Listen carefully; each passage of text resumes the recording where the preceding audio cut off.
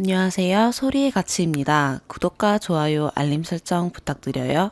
오늘의 사연 시작할게요. 첫 번째 사연입니다. 결혼 2년차 새댁입니다. 제가 그동안 시어머니한테서 막말 아닌 막말을 꽤 들어서요. 지난 9월에 참다 못해 못 살겠다 했더니 그런 말씀 하신 적 없다며 너를 왜 미워하겠냐며 미안하다고 하셔놓고 기분 상하는 소리를 들었네요. 제가 예민한 건지 이 정도면 시어머니 막말이 맞는지 댓글 좀 부탁드려요. 상처받은 말이 너무 많은데 그 중에서 크게 울컥했던 말씀만 몇 개 정리해 볼게요.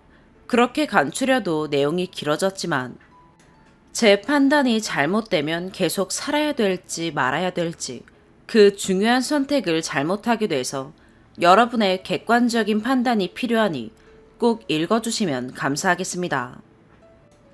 첫 번째, 별로 예쁘지도 않은 며느리. 지인분께 뜨개 가방 하나 만들어 달라고 하셔서 저 주시면서 굳이 이 말씀을 저한테 하셨어요. 걔가 누구 주려고 부탁하느냐 묻길래 며느리 줄 거라고 했더니 며느리 별로 이쁘지도 않다면서 주려고? 라고 묻더라. 이건 시어머니가 평소에 지인들 만나시면 며느리 안 예쁘다고 말씀을 하셨다는 거 인정하는 거 아닌가요? 두 번째, 너네 엄마는 딸 결혼시킨 것 같지도 않겠네. 시댁과 친정은 차로 5분 거리로 가까이에 있습니다.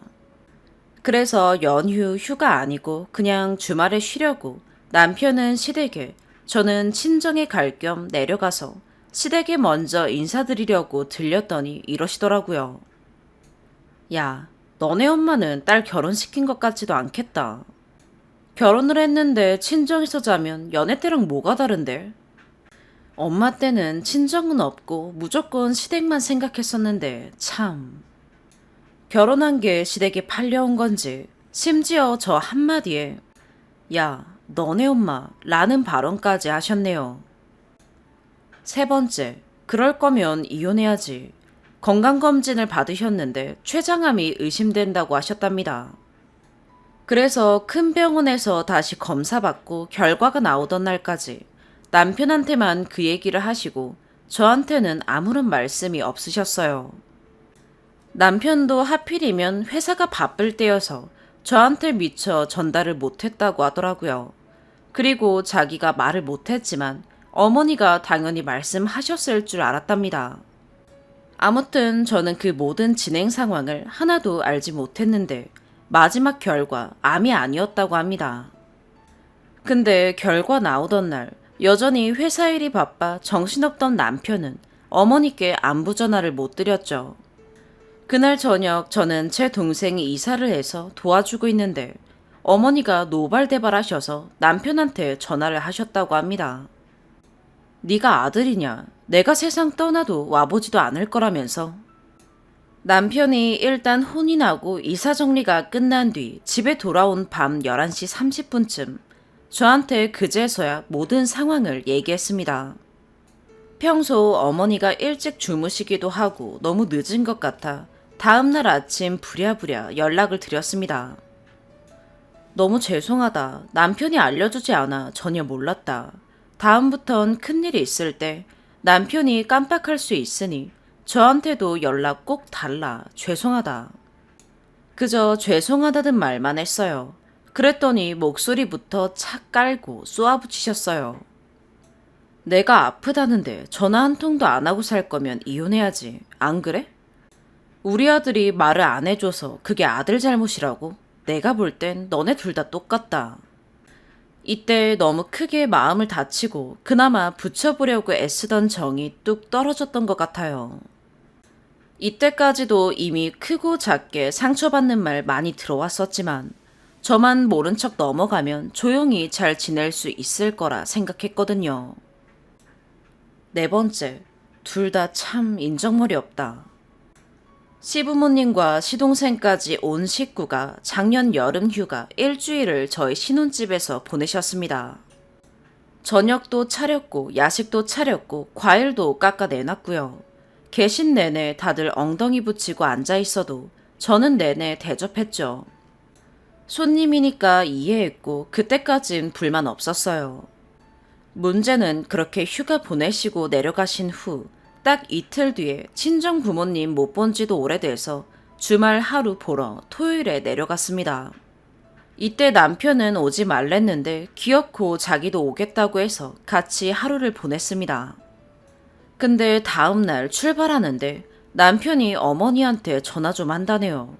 저는 내려왔다고 말씀 안 드렸는데 남편이 말했었대요. 평소에도 내려오면 인사는 해야지 강요하시는 분인데 인사드리러 가면 인사만 드리는 게 아니잖아요. 얘기하고 좀 시간 보내다 보면 보통 3, 4시간은 기본이죠.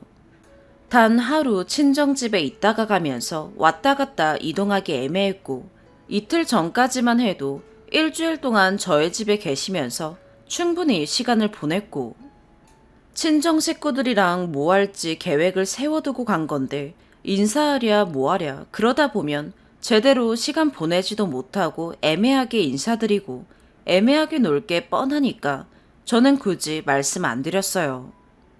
그런데 남편이 덜컥 말했다고 하니 자기 엄마를 그렇게 모르나 싶고 한숨이 나오네요.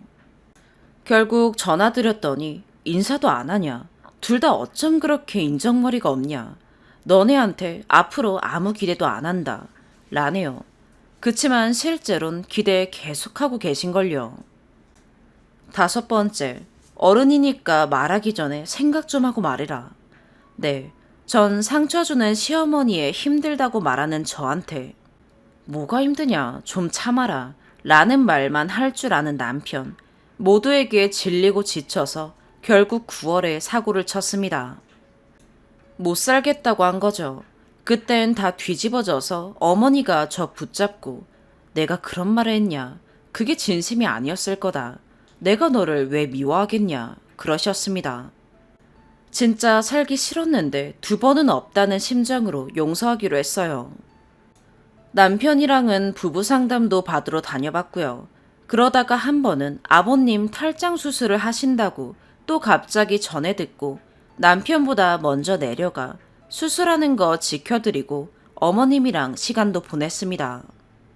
남편 생일날엔 친정집 이삿날이어서 생일상 챙겨주고 다음날 친정집에 가게 되었습니다. 남편이 자기 생일 때 제가 했던 반찬, 직접 만든 동그랑땡이 너무 맛있다고 남은 거 어머님 갖다 드리자길래 싸들고 내려가 또 시댁 먼저 들러서 인사드리고 음식 드리고 친정에 도착하니 늦은 오후가 돼서 짐 정리 다 되어 있고 저는 돕지도 못했습니다. 그리고 다음날 또 출발하기 전에 시댁에 들렀다 가자 해서 또 들렀네요. 좀 더 말하자면 이래서 친정 갈 때 같이 가겠다는 남편 너무 싫어요. 그냥 친정 가서 마음 편히 쉬다가 오고 싶은데 맨날 시댁 먼저 그 다음 친정 또 시댁 들렀다가 올라오는 거 너무 비효율적이고 싫어요. 그래봤자 결혼하고 친정 내려간 거 한순 안에 드는데 죄다 시댁. 저는 언제 친정 식구들이랑 오붓한 시간 보내죠. 아무튼 못 살겠다 뒤집어지고 나서 어머님이 미안하다고 하셨지만 어쨌든 저도 덮기로 했으니 별일이 있으면 뵙고 할 역할은 여전히 했습니다. 근데 인사드리려고 전화드렸더니 남편한텐 하이톤으로 뭐라고 하하호호 통화하시더니 제가 바꿔드니까 목소리 깔고 이러시네요. 어머니 지금 바깥에 계신가 봐요. 이런 식으로 질문을 해도 그냥 대화를 하기 싫었나 봐요. 그래서 그냥 저도 건강하시고 행복하시라고 한마디 하고 끊으려는데 딱 이 한마디 하시고 전화 끊었습니다. 너도 이제 어른이니까 말하기 전에 생각 좀 하고 말하고 이제 얘 아니다. 둘이 잘 살아봐라. 제가 그냥 철없는 애라서 못 살겠다고 한 건 줄 아시나 봐요.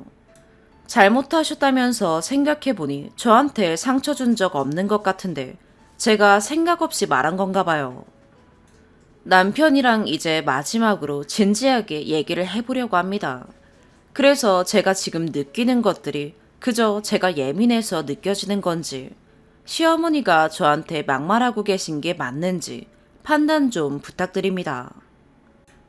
추가. 올려주신 댓글들 모두 읽어보았습니다. 혹시 지금 읽으시는 분들 계시면 남편에게도 보여줄 생각이니 언제든 조언해주시고 댓글 달아주시면 감사하겠습니다. 가장 많이 해주신 말씀이 대충 이 정도로 정리되는 것 같아요. 남편이 제일 문제다. 남편 또는 시어머니한테 대놓고 말해라. 고분고분 다 들어주는 너가 문제다. 글쎄요. 남편이 문제라고 해주시는 건 저도 온전히 받아들이고 시어머니 탓만 할 게 아니라 남편에게도 엄포를 놓을 생각이긴 합니다. 근데 제가 여기저기 일들 외에 상처받고 힘들었던 일들을 남편과 얘기해보지 않았을까요? 엄청 많이 했습니다. 지금도 신혼이라면 신혼이지만 정말 초기에는 수십 번, 수백 번 어르고 달래도 보고 그러다가 말 안 통하고 시정 안 되면 답답한 마음에 동네 떠나가라 소리 지른 적도 많고요. 저 혼자서도 심리 상담 받으러 다녀도 봤고 남편과도 부부 상담 받으러 다녔지만 상담 받아도 남편은 그 자리에서만 다 이해하는 척. 돌아서면 매번 똑같으니 고쳐서 살긴 글렀다 생각이 들길래 지쳐서 간뒀습니다. 그래서 하다 안 되니 못 살겠다 뒤집어 엎었던 거죠. 제가 말해도 몰라. 상담사분이 말해도 몰라. 다 그냥 제자리고 저만 악을 쓰고 있으니 변해가는 제 모습도 보기 싫고 정신적으로든 육체적으로든 너무 지쳐서요. 그런 제가 고분고분 다 들어줬을까요? 친정 갈 때 잠시라도 시댁에 들르자고 하면 우리 집 갈 거다. 왜 꼭 인사 가야 되냐. 나도 우리 부모님 보러 왔다. 등등 많이 싸우면서 제 주장 다 했고 그러고 나면 그때는 그냥 제 말 이해한 척 지나갔다가도 또 지나면 반복되고 그런 거죠. 아무튼 시어머니와 저의 모든 일들과 저와 남편 사이의 모든 일들을 다 적을 수 없다 보니 약간의 오해가 있었던 것 같습니다. 그치만 뭐 좋은 게 좋다고 시어머니는 어른이라는 생각에 남편 붙잡고 시어머니가 이러더라. 당신은 왜 그러냐 난리는 쳐왔어도 시어머니한테 직접 대들고 말 받아치고 그런 적은 없으니 어쩌면 여러분들이 말씀하신 네가 제일 멍청하다 그 말도 맞는 것 같아요. 이걸 그대로 남편에게 보여주면서 얘기해 보겠습니다. 남편이 제일 문제인데 뭘 더 얘기해보냐 하셨는데 그런 화해의 얘기가 아니라 이렇게 내가 바보 취급 받을 정도로 대접받지 못한다는 걸 안 이상 더는 못 살겠다고요. 남편이 문제다. 제가 멍청하다 해주신 모든 지적과 댓글들 다 감사합니다. 댓글은 앞으로도 더 달아주시면 한 번씩 다 살펴보면서 제가 어떻게 생각과 행동을 고쳐먹을 건지 남편도 자기 와이프가 어떤 취급을 받고 살았던 건지 두고두고 생각해보는 계기로 삼겠습니다. 쓴소리 해주신 분들, 언니처럼 엄마처럼 조곤조곤 조언해주신 분들 모두 감사합니다. 두 번째 사연입니다. 저는 이미 현재 헤어진 상태지만 너무 후회스럽고 생각할수록 답답하여 글을 끄적여봅니다. 남친은 저보다 5살 어리고 연상연하 커플이었습니다. 처음에 연하인 것도 그렇고 제 스타일이 아니라 관심도 없었지만 먼저 좋아한다고 대시하고 되게 열정적이고 책임진다는 말 하나에 남자답다고 느껴서 만나기 시작했어요. 2년 넘게 만났고 해외 롱디 커플이라 결혼을 전제로 약혼 비자 준비 중이었고요. 저희는 연애 후 서로 너무 잘 통하고 잘 맞았습니다. 그러던 어느 날 저희가 해외 롱디 연애이다 보니 제가 해외에 있는 남친네를 가게 됐고 남친 부모님과 살고 있는 집이라서 솔직히 부담이 됐지만 인사도 드릴 겸 2-3달 정도 지내기로 했습니다. 그렇게 남친 부모님을 뵙고 좋았는데 시간이 갈수록 이게 하루 이틀이 아니다 보니 문제가 생기더라고요. 우리가 아무리 결혼 전제로 만나지만 결혼하지도 않았는데 벌써부터 시어머니 노릇을 하시더라고요. 그 당시 남친이 야간 근무라 밤낮이 바뀌어 저도 맞춰야 했고 어머님한테 미리 말씀드리고 양해 구하기까지 했는데 어느 날 좀 더 늦게 일어난 날이 있었는데 저보고 생각이 있냐며 갑자기 급발진하시더니 정색하며 심한 말을 내뱉고 설교하듯 저를 혼내시더라고요. 이해가 안 가는 건 남친 형도 맨날 늦게 일어났는데 아무 말 못하세요. 또 어느 날은 아는 친구네서 자고 온 날이 있었는데 이틀씩이나 잤다고 혼나고, 그럴 거면 말해줘야 되지 않냐고 하는데 남친이 전달해주면 되는 거 아닌가요? 또 제가 한국에 돌아오기 마지막 날 친구들이 송별회 해준다고 남친네로 모였어요. 원래 남친네로 자주 모이기도 했어요. 그랬는데 저를 불러내더니 이런 날은 가족들이랑 있어야지 하면서 남친이 아닌 저를 또 혼내시더라고요. 저는 물론 제가 잘못한 게 있으면 충고나 조언을 듣는 게 마땅하다고 생각되지만 제가 며느리도 아니고 지인이랑 친구들한테 물어봐도 여친한테 너무했다는 의견이었고, 평소에 어머님이 말이 좀 많으신 편이어서 들어주느라 새벽 늦게까지 대화할 만큼 피곤한 날도 많았습니다. 저는 어머님한테 혼나면서 눈물이 났고 도저히 안 되겠어서 남친한테 말했더니 그렇게 자상하고 내 편이었던 남친이 크게 놀라지 않더라고요. 자기 엄마랑 얘기를 했다고 하면서 하는 말이 엄마 그런 사람 아니다. 그런 의도로 말한 거 아니다. 엄마가 오해가 있어서 그렇게 말한 거다. 엄마가 자기 잘 되라고 그런 거다. 충고와 좋은 조언을 해준 거라고 그렇게 말하더라고요. 제가 참고로 엄마가 돌아가셨는데 하는 말이 자기 엄마가 안 계셔서 말해줄 사람이 필요한 것 같아 조언해준 거다. 이건 어머님이 그렇게 말했다네요. 이 말하는 순간 깊은 화가 올라왔어요. 제 마음을 공감해주고 이해해주는 게 아니라 도리어 엄마 편을 들며 내가 자기 엄마를 싫어하지 않았으면 좋겠대요. 너무 기가 차고 황당해서 남친이랑 이걸로 크게 싸웠고, 저는 내가 속상해서 공감해주는 걸 바랬다 라고 했지만 끝까지 엄마 편을 들더라고요. 서운한 포인트를 이야기해도 엄마는 충분히 그럴 수 있대요. 귀를 막고 있는 줄 알았어요. 그때 이후로 저는 마음이 상한 채로 풀리지 않은 채 묻히게 되었고, 또 어느 날 크게 싸우게 된 일이 있었는데 그것은 남친이 술 먹고 운전하는 것입니다. 음주운전은 정말 하면 안 되는 건데 한국이랑 다르게 외국은 대리도 없고 우버는 엄청 비싸게 나와서 현지인들은 대부분 조금 마셨으면 어느 정도는 그냥 몰래 운전을 한다고 하더라고요.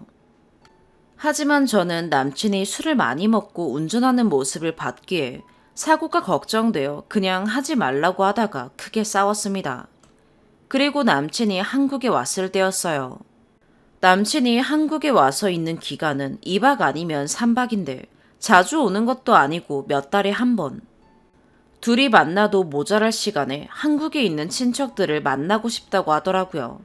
참고로 가족애가 엄청 강해요. 그래서 저는 할 수 없이 친척들 만나고 난 후에 보자고 했는데 동선을 생각하더니 갑자기 같이 있을 시간이 없다는 둥 짜증을 부리더라고요.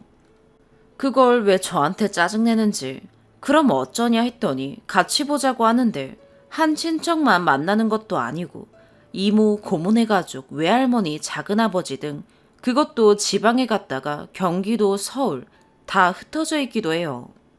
하지만 무엇보다 너무 부담스러웠고 굳이 왜 제가 친척들까지 만나야 하는지 생각한 저는 부담스럽다, 싫다, 싸우다가 저 또한 그렇게라도 남친을 하루라도 더 보기 위해 양보하고 따라갔습니다.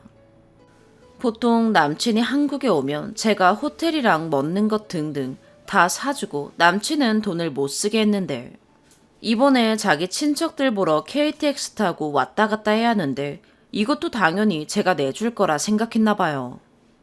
저는 이번에는 자기가 미안한 일이니 남친이 낼 줄 알았는데 머뭇거리길래 제가 그냥 카드를 주었고 뭔가 그때부터 저도 기분이 썩 좋진 않았어요.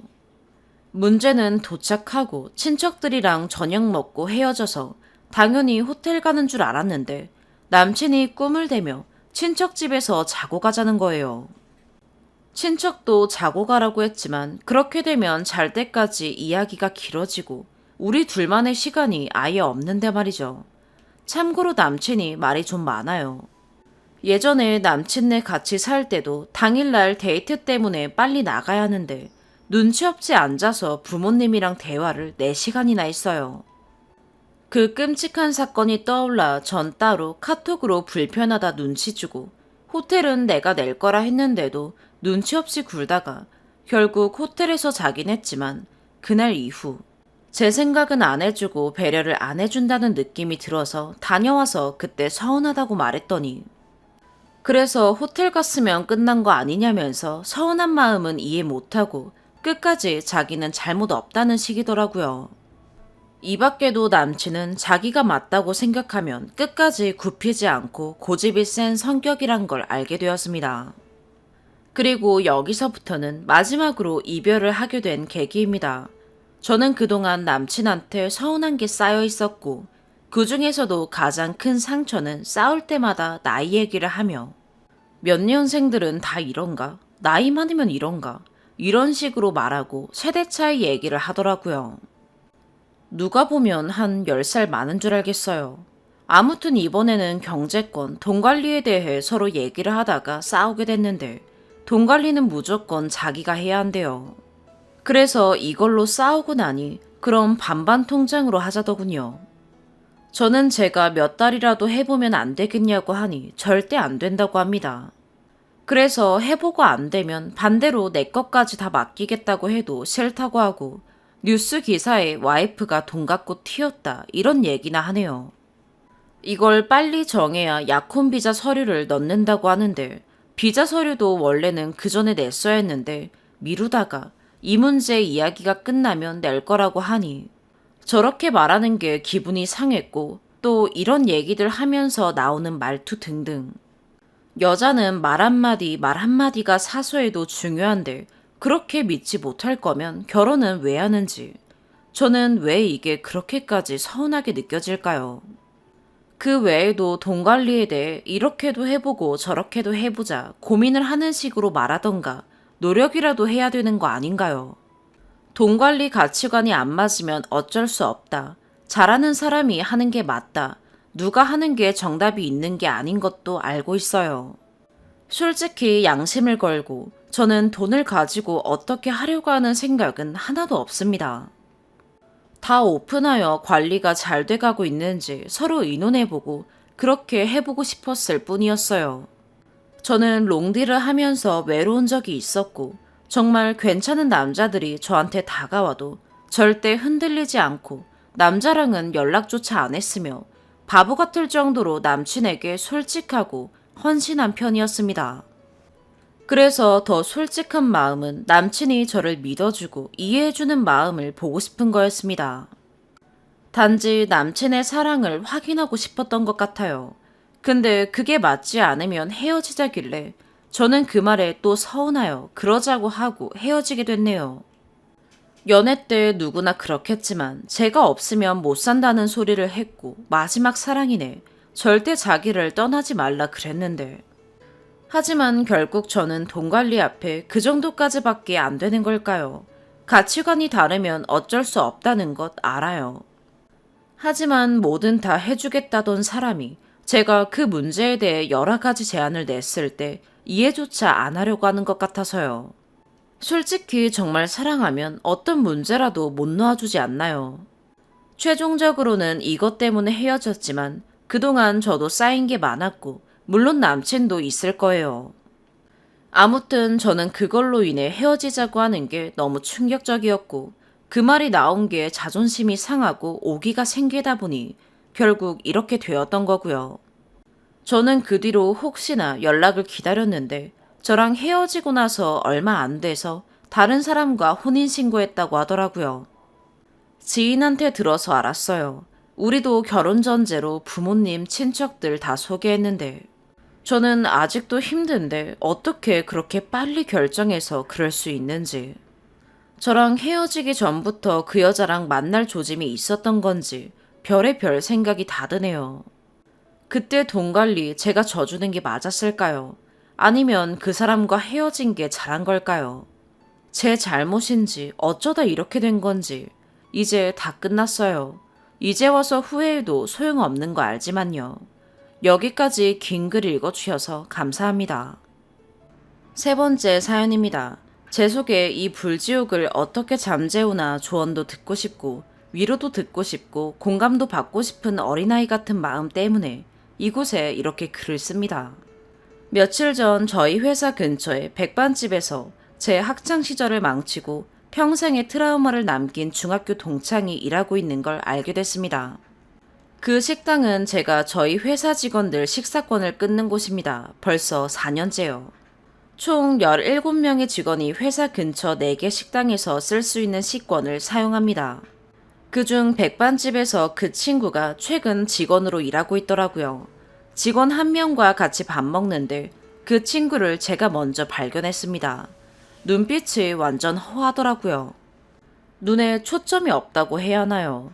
그날 중고등학교 같이 다녔던 친구에게 전화해서 그 왕따 주동자 얘기를 물어보자 20대 초반에 속도 위반으로 결혼했고 남편한테 맞고 살다가 이혼했고 하나 있는 아들은 지금 중학생인데 자세히는 모르지만 어디 아픈 것 같다 하고요. 전 남편이 처가댁 재산까지 다 사기쳐 가져가서 부모한테도 의절당했다고 하더라고요. 그런데 그 말 듣는데 속에서 묘한 희열이 느껴졌습니다. 솔직히 말해서요. 저 너무 기뻤어요. 그런데 뒤이어오는 생각이 걔 인생 망한 거야. 그냥 지팔자인 거고 나를 괴롭힌 데에 대한 벌로 퉁치고 싶어지지 않다 였습니다. 나는 아직 아무 사과도 보상도 위로도 받지 못했는데 걔가 불행해진 걸로 저 혼자 보상받았다고 생각하기 싫더라고요. 그렇다고 뭐 그 친구가 그 식당 다닌다고 그 식당과 거래를 끝내 어쩌네 하기엔 고작 17명 직원들. 그것도 4개 식당으로 나눠가는 거 우습지도 않은 갑질이고 괜히 식당 사장님만 피해보시는 거니까 그렇게 가짜는 짓은 하고 싶지 않고 그냥 어떻게든 개인적으로 굴욕을 더 주고 싶은 마음이 자꾸 들어요. 합리화를 하자면 그만큼 내가 걔 때문에 평생 남들은 안 겪어도 될 두려움을 극복하느라 힘들었고 그 보상 심리가 작용해서 그런 거다. 다들 내 입장이면 그럴 거다 라고 생각하지만 이 나이에 생각해보자면 남들이 보기엔 제 마음속엔 아니지만 다 지난 일 가지고 힘 빼는 것도 참 소모적인 짓이니 그냥 힘들게 사는 모양새 보면서 만족하고 넘어갈 일인지 싶고요. 밑에 내용은 제가 겪었던 유년 시절의 내용입니다. 그냥 측은하게 생각하고 자업자득이구나. 나도 죄 안 짓고 살아야겠다 하면 어른스러울 텐데 그러지 못하는 제가 참 한심하기도 하고 동시에 이해받고도 싶고 그런 마음에 쓴 글입니다. 모두 좋은 하루 되세요. 중학교에 입학하면서 저는 오산시에서 초등학교를 나오고 서울로 갔습니다. 초등학교에서 중학생이 되는 것도 낯선데 낯선 도시, 낯선 동네, 낯선 친구들, 낯선 문화. 정말 적응이 힘들었습니다. 오죽하면 매주 토요일에 동서울 터미널에서 저 혼자 버스 타고 오산시로 갔었습니다. 잠시라도 마음의 안정을 얻고 싶어서요. 그 시절이 유난히 더 힘들었던 이유는 입학하고 4일 만에 왕따가 되어버렸기 때문입니다. 그날은 학교 가는 토요일이었고 간신히 짝꿍이나 앉은 자리가 가까운 친구들과 조금씩 친해지고 있는 중이었는데 또래보다 키가 큰 친구 하나가 와서는 자기 생일이라며 오늘 학교 끝나고 같이 놀러 가자고 하더라고요. 주변에 제 짝꿍도 다른 하구들도 있었습니다만 꼭 저만 찝어서요. 그때 저희 아버지는 업무 때문에 아직 오산시에 계신 상황이었고 엄마와 남동생 둘 그리고 저만 서울로 올라온 상황이었습니다. 그래서 아무 도움 안 되는 초등학생 남자아이들 둘보단 중1짜리 딸이 엄마를 도와야 했고 이삿집도 제대로 정리가 되어 있지 않은 상태라서 당일 아침 등교할 때 오늘은 일찍 와서 이삿집 정리를 도와달라는 엄마의 부탁을 들은 터였습니다. 당시 요즘처럼 핸드폰이 청소년에게도 보급화되어 있던 때면 당장 엄마에게 전화해 물어볼 생각이라도 했겠지만 그땐 그런 시절이 아니었고 저는 한치의 망설임도 없이 미안하지만 이삿짐 정리를 도와야 한다며 다음에 같이 놀자고 웃으며 그 제안을 거절했습니다. 그리고 전 왕따가 됐죠. 월요일에 학교에 등교하자 제 의자에 물풀이 잔뜩 발라져 있었습니다. 제 짝꿍도 주변에 앉았던 친구들도 저와 거리를 두기 시작했습니다. 그러면서 주변에 사람이 별로 없을 때 그 친구들이 미안해 라고 말하고 도망가더군요. 생일 초대를 했던 그 친구는 초등학교일 때도 흔히 일진놀이를 하던 아이였고 시종을 거느리고 다니듯 하는 여왕벌 같은 스타일이었습니다. 그러나 이 동네에 이제 온 저는 그 친구의 성향을 알 길이 없었고 그 친구의 제안을 거절한다는 건 곧 고달픈 학교 생활이 될 거라는 일말의 정보도 없었죠. 그 뒤는 흔하디 흔한 왕따 이야기입니다. 선생님은 알면서도 본인이 개입하는 게 더 역효과란 식으로 대충 무마하려고 했고 도움을 요청한 저만 예민하고 적응 못하는 아이가 되었습니다. 뭐라도 새 걸 가져가면 다 뺏기고 다 망가졌고 수업 시간에도 욕설이 담긴 쪽지와 괴롭힘으로 집중하기 어려웠습니다. 체육 수업을 위해 옷을 갈아입다 보면 제 체육복 바지를 창밖으로 던져버리기도 하고 큰 이모가 돌아가셨을 때 대학생이던 사촌 오빠가 저를 차로 데리러 온 적이 있는데 그걸 보고 원조 교제를 한다며 악의적인 소문을 퍼뜨리기도 하였습니다. 때리고 운동장 구령대에 밀어서 떨어뜨리고 포니테일로 묶고 왔을 때 머리를 잘라버렸습니다. 다른 남학교 학생을 섭외해서 제가 집에 가는 내내 뒤에서 숨결이 느껴질 만큼 바짝 붙어서 따라오게 시키기까지 했습니다.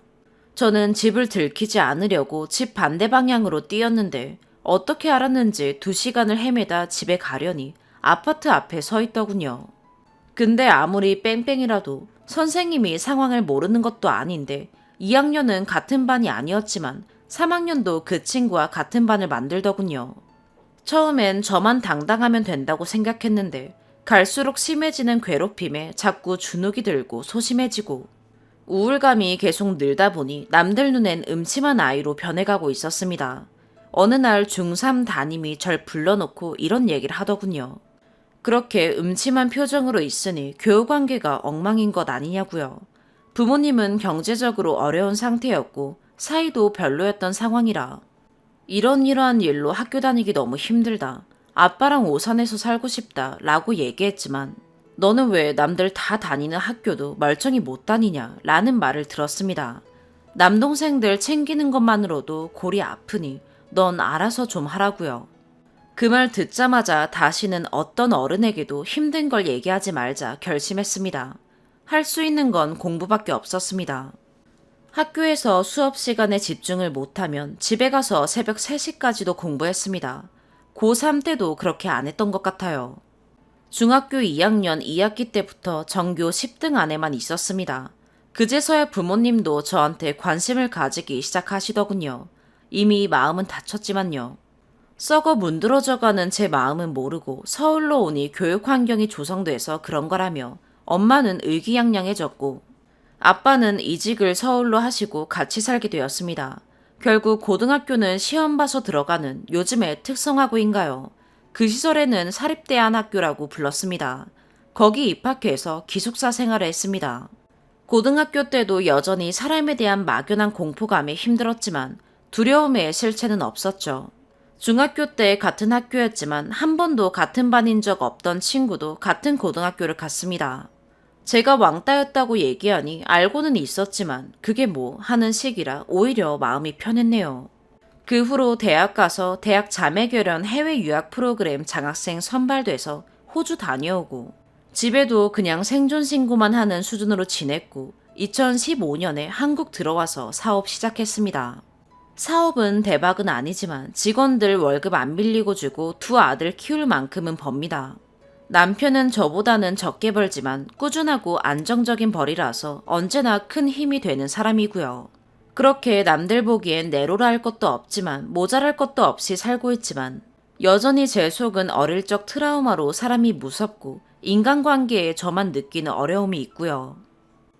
4번째 사연입니다. 저는 고3 학생이고요. 설날이나 추석도 아니지만 셋째 큰아빠가 타지에 계셨는데 친할머니 장례식 때 뵙지 못해서 이번에 찾아뵙게 되었습니다.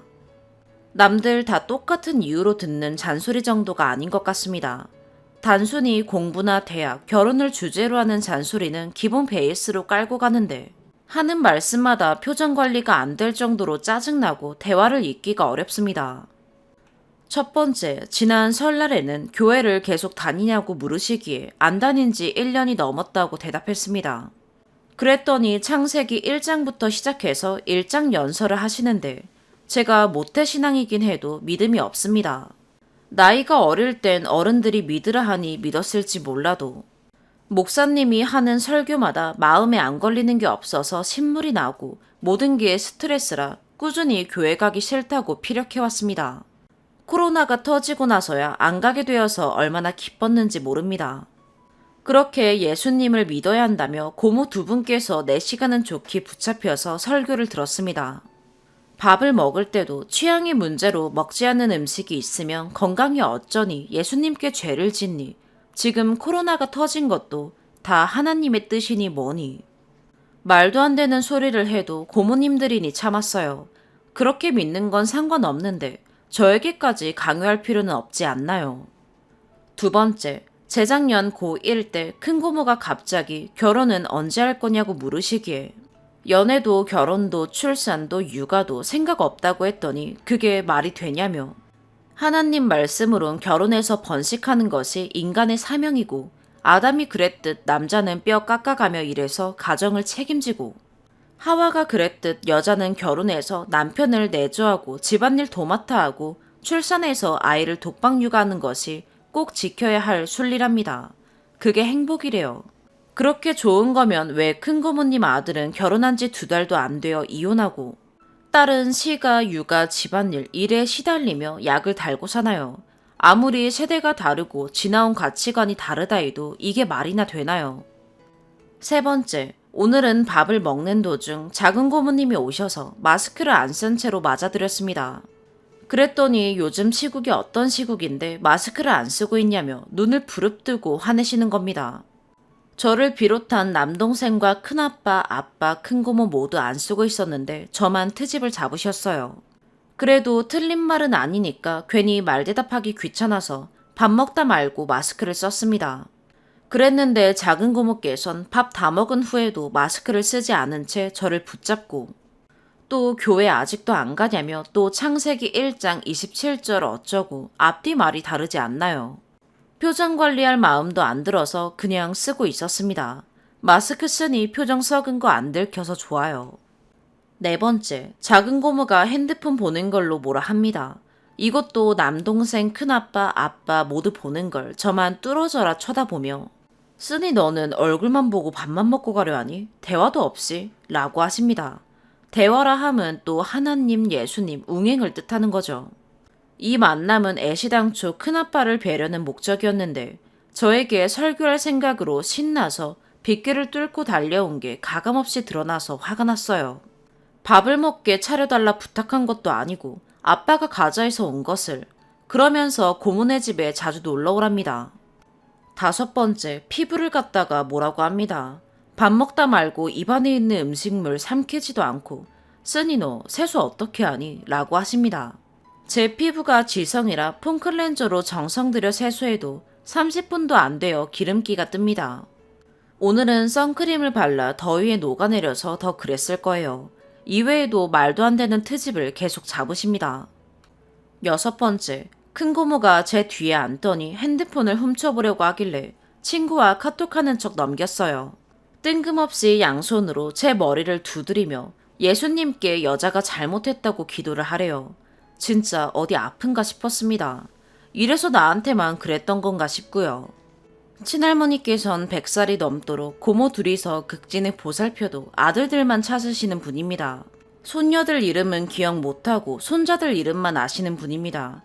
다 그런 사회에서 살았으니 그대로 물려받은 거겠죠. 그런 사상에 몇십 년을 찌들어 살았으니 고모들 인생관이 그렇게 잡힌 것도 무리는 아닙니다. 일곱 번째, 7살 된 강아지를 키우는데 4일 전에 허리 디스크 판정을 받아 아침 저녁으로 빠짐없이 약을 주고 있어요. 수의사 선생님께서 약 복용을 중간에 멈춰 더 심해져서 오는 경우가 많다며 꼭꼭 정량 복용하라길래 집엔 아무도 없고 약을 챙겨줄 사람이 저밖엔 없다 보니 더 늦었다간 강아지 약 시간을 놓칠 것 같아 아빠에게 귀가하자고 했더니 큰고모가 그딴 개새끼를 뭐하러 키우냐고 내다 버리라는 거예요. 짐승은 인간에게 복종하라고 있는 거지 주인이 벌벌 기고 떠받드는 게 아니라면서. 여태 준 용돈 다 그 짐승한테 썼냐며 따지더라고요. 본인 딸도 걔 때문에 자기한테 많이 혼났다고 자랑스럽게 얘기하는데 소름 끼쳤어요. 8번째, 전화번호를 달라는데 거절하기 어려워서 드렸더니 매일매일 성경 말씀을 보내줄 테니 영상을 꼭 보래요. 전화하면 제깍 받으래요. 정작 만나러 간 큰아빠는 방에 들어가 주무시고 고모들은 돈을 쥐어주는데 지금 이게 뭔 꼴인가 싶어요.